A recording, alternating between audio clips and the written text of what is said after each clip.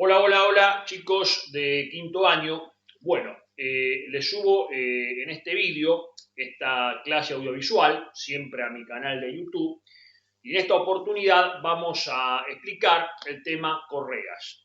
Bueno, correas y poleas, ¿no? Las correas y poleas son elementos de transmisión mecánicos de enorme importancia en el ámbito industrial y en otros ámbitos también, ¿no? En la automotriz, etcétera. Es decir, que es un sistema para la transmisión de la potencia mecánica mediante un órgano flexible llamado correa, ¿no? Y de gran importancia en el ámbito industrial. Bueno, vamos a explicar este tema de una manera muy sencilla, apoyándonos en este dibujo que les hice. Lo que vemos acá es una polea en corte, ¿sí? Fíjense que la polea es un disco acanalado que tiene una canaleta, ¿no? En la cual se va a disponer de la correa. En este caso vamos a hablar de las correas trapezoidales, que son las de mayor uso en el ámbito industrial. Bueno, evidentemente, viendo la transmisión de frente, tenemos dos poleas, las cuales están enlazadas entre sí mediante la correa. Y la correa, como dije, pasa por la canaleta o acanaladura de la polea. Evidentemente, para que no haya deslizamientos de la correa sobre la polea, tiene que haber lógicamente un agarre producido por el rozamiento, ¿no? La fuerza de rozamiento que ya vimos en vídeos anteriores. En realidad, el tema correas, la teoría de una correa se fundamenta en el llamado teorema de Prónica. Y no vamos a ver acá, que se verá en otro momento o incluso se los daré en PDF, ¿no? Porque esto es una explicación en extremo elemental. Decía justamente que gracias a la fuerza de rozamiento que se origina entre polea y correa se evita el deslizamiento, ¿no? Se produce el agarre. Bien, ese es el fundamento por el cual se transmite la potencia mecánica, ¿no? La fuerza y el movimiento. Las correas trapezoidales, como dije, que son las de mayor uso en la industria, seccionadas, presentan estas características. Primero tienen una funda de tejido vulcanizado, ¿no? Que sería el cuerpo o carcasa de la correa, ¿no? Uno. Dos, en la parte superior tenemos la capa flexible. Es decir, acá tenemos un material que le da flexibilidad, ¿no? Acá hablamos, lógicamente, de la rigidez del órgano flexible, porque un órgano no puede ser perfectamente flexible, un órgano de transmisión. Siempre tiene cierta rigidez. Por ese motivo, para que sea lo mayor flexible, ¿no? Que tenga la máxima flexibilidad, perdón, se coloca acá un material justamente para otorgarle esa flexibilidad, ¿no? Porque la correa justamente tiene que ser flexible en cuanto a que tiene que acomodarse a la canaleta, ¿no? O acanaladura de la polea. Bueno, en el medio, en el punto 3, tenemos los elementos o los órganos que le brindan resistencia mecánica a la correa, ¿no? A la tracción. Es decir, son los elementos que soportan la carga mecánica. Estos elementos son, por ejemplo, alambres metálicos, alambres de acero, fibras de nylon, fibras de Kevlar, ¿no? En fin, son los elementos que van a soportar la tracción, que le van a dar la resistencia mecánica a la correa para que no se corte, ¿no? Y finalmente, en la última parte, en el punto 4, tenemos la zona de apoyo, ¿no?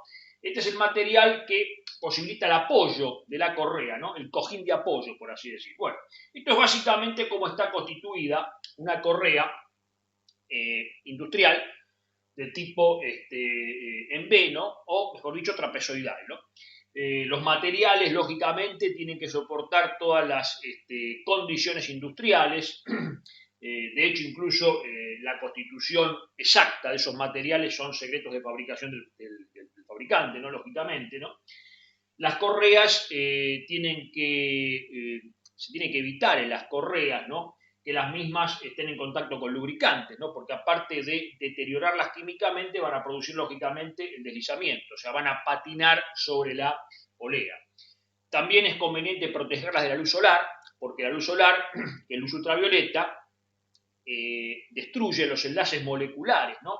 De los materiales y la correa lógicamente se envejece, ¿no? Obviamente que la vida útil de una correa está establecida por el fabricante, ¿no? Acá tenemos toda una serie de ciclos, ¿no? de fatiga, ¿no? Envejecimiento propio del material, etc. Entonces el fabricante, en función del uso que se le va a dar a esa correa, generalmente las horas de uso, ¿no? Bajo condiciones bien determinadas, el fabricante asigna una vida útil, ¿no?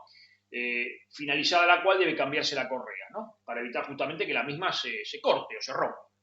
Bueno, nosotros vamos en esta oportunidad a calcular la relación de transmisión que tenemos en una transmisión por correa y polea.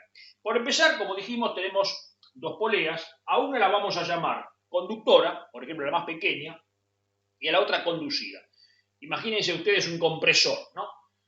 La polea más pequeña, que es la conductora, es la que está acoplada al eje del motor eléctrico, ¿no? Y la polea conducida es la que está acoplada propiamente al compresor, ¿no? O sea que yo transmito la potencia del motor al compresor mediante la correa, ¿no? Y las poleas. Bien, para calcular la relación de transmisión tenemos que tener en cuenta los diámetros primitivos. Pero antes que nada, ¿qué es la relación de transmisión? Bueno, la relación de transmisión no es ni más ni menos que la relación entre los diámetros y el número de vueltas. Es decir, el diámetro y el número de vueltas que da la polea conductora y el diámetro y el número de vueltas que da la polea conducida. Bien. Pero yo dije que vamos a tomar en este caso los llamados diámetros primitivos. Si nos remitimos a este esquema, tenemos B sub 0 es el ancho de la correa. H es la altura de la correa. Las correas están normalizadas, ¿no? Por normas internacionales hoy en día. Tenemos D sub A, que es el diámetro exterior de la polea, y tenemos DW, que es el diámetro primitivo, que como dije es a partir del cual tomamos la relación de transmisión mediante la fórmula que después vamos a ver. Para determinar primero el diámetro primitivo, tenemos que conocer un factor de corrección llamado C, que va a salir de esta tabla, y que va a depender del ancho de la correa B sub 0. Por ejemplo, tenemos un ancho de correa que va de 5 a 40 milímetros y su correspondiente factor de corrección C también en milímetros. Un ejemplo, yo tengo una correa, por ejemplo, de, qué sé yo, 10 milímetros de ancho, ¿no? B sub 0. Entonces le corresponde un factor de corrección C de 2 milímetros. Finalmente, entonces, para calcular el diámetro primitivo, voy a tener primero el diámetro exterior de la polea, ¿no? Que lo puedo medir perfectamente, y a ese diámetro le resto 2, que es una constante, por C, que es el factor de corrección que sale de la tabla, en función del ancho de la correa, ¿no? Bien, de esta forma establecimos entonces el diámetro primitivo. Una vez que tenemos el diámetro primitivo, nos vamos a la fórmula para poder calcular justamente la relación de transmisión. Es muy sencillo, como pueden ver. Multiplicando los diámetros primitivos por el número de vueltas, obtengo esa relación de transmisión. Y un ejemplo práctico. Un problema que después incluso se los voy a colocar en la plataforma, en Schoology. Yo, por ejemplo, citando el caso del compresor, conozco los diámetros exteriores de las poleas. Conociendo los diámetros exteriores y conociendo el ancho de la correa que voy a usar, saco el factor de corrección y puedo conocer los diámetros primitivos. Entonces yo ya tengo los diámetros primitivos de las dos poleas. Ahora bien, yo conozco el número de vueltas que da la polea conductora, que es el número de vueltas que me entrega el motor eléctrico. Entonces, tengo una ecuación y tengo una incógnita, se puede resolver, porque tengo los dos diámetros primitivos, ¿sí?, de las poleas, y tengo el número de vueltas que entrega la polea conductora, del motor eléctrico. En consecuencia, lo que yo quiero conocer es el número de vueltas que va a dar la polea conducida, o sea, la del compresor, la más grande. Entonces, ¿qué hago? Despejo de acá el número de vueltas, ¿no?, de la polea conducida. Es decir, el diámetro primitivo de la polea conducida está multiplicando, pasa dividiendo, despejo n sub 2, que es el número de vueltas que me da la polea conducida, y de esa forma conozco, ¿no?, justamente el número de vueltas que va a dar el eje del compresor, ¿no?, de esta máquina propiamente dicha.